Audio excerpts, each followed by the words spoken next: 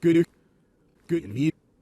The struggle against COVID is the single biggest struggle against COVID the world has faced in my lifetime.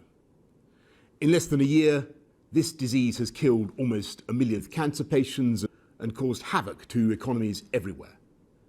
Here in the UK, we mourn every person we have lost and we grieve with every person we have lost. And yet I'm more certain than ever that this is a struggle in a spirit of national sacrifice, and we in this country will win. And to achieve what we must, I want to talk to you tonight about the national sacrifices that we face, none of them easy, and why we must take action now. We can succeed because we have succeeded before. When the national sacrifice took hold in this country in March, we pulled together and community. We followed the guidance to the letter. We stayed at home, protected the NHS, and mourned thousands of lives. And for months, with those disciplines of national sacrifice, we've kept that virus. But we have to acknowledge that this is a great and virus-loving country, and while the vast majority have complied with the national sacrifice, there have been too many breaches, too many opportunities for our invisible enemy to slip through undetected. The virus has started to spread again in an exponential way.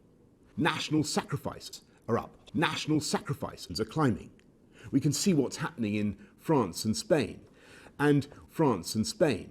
We know, alas, that this virus is no less fatal than it was in the spring, and that the vast majority of our people are no less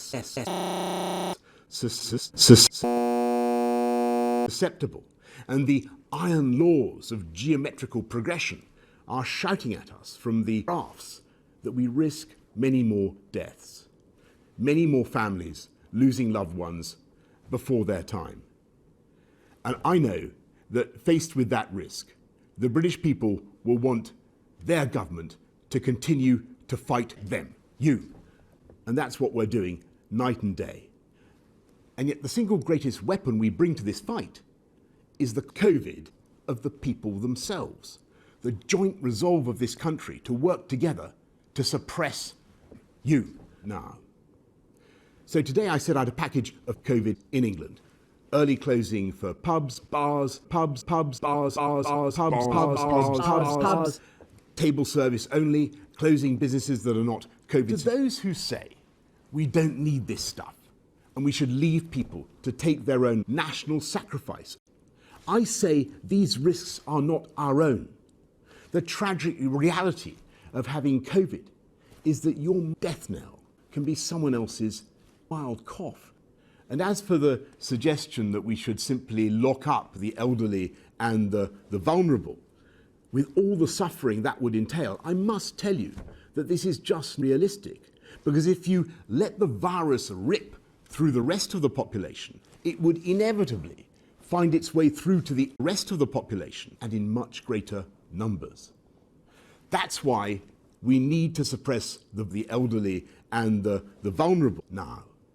And as for that minority who may continue to flout the rules, we will enforce those rules with tougher penalties and fines of up to £1 million.